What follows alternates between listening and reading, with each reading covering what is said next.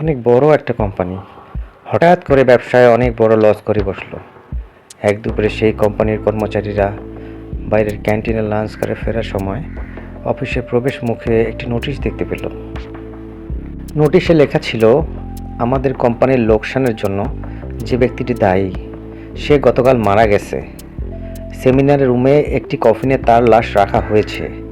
যে কেউ তা দেখতে চাইলে আমন্ত্রিত। একজন সহকর্মীর মৃত্যুর খবর শুনে প্রথমে লোকেরা দুঃখ পেল, তবে এরপর তারা কৌতূহলী হয়ে উঠল এই ভেবে যে আসলে কে হতে পারে সেই ব্যক্তি। তারা সবাই সেমিনার রুমে এসে একত্রিত হলো। সবাই ভাবতে লাগলো, আসলে কে সেই লোক যে আমাদের সাফল্যের পথে বাধা হয়ে দাঁড়িয়েছিল।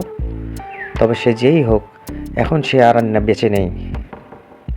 একে একে তারা যখন কফিনের কাছে গেল এবং ভিতরে তাকালো, হঠাৎ তারা কেমন যেন বাকশূন্য হয়ে গেল, হতভম্ব হয়ে গেল, যেন তাদের খুব আপন কারো লাশ সেখানে রাখা ছিল। কফিনের ভিতরে আসলে রাখা ছিল একটা আয়না।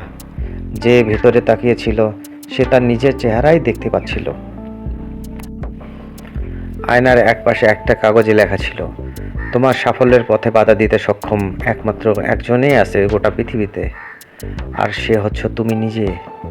তুমি সেই একমাত্র ব্যক্তি যে তোমার জীবনের পরিবর্তন আনতে পারে, তোমাকে সুখী করতে পারে, তোমাকে সাহায্য করতে পারে। তোমার জীবন তখন বদলে যায় না যখন তোমার অফিসের বস বদলায়, যখন তোমার অভিভাবক বদলায়, তোমার বন্ধুরা বদলায়। তোমার জীবন তখনই বদলায় যখন তুমি নিজে বদলাও। তোমার সক্ষমতা সম্পর্কে তোমার নিজের বিশ্বাসের সীমাটা যখন তুমি অতিক্রম করতে পারো, শুধু তখনই তোমার জীবন বদলায়।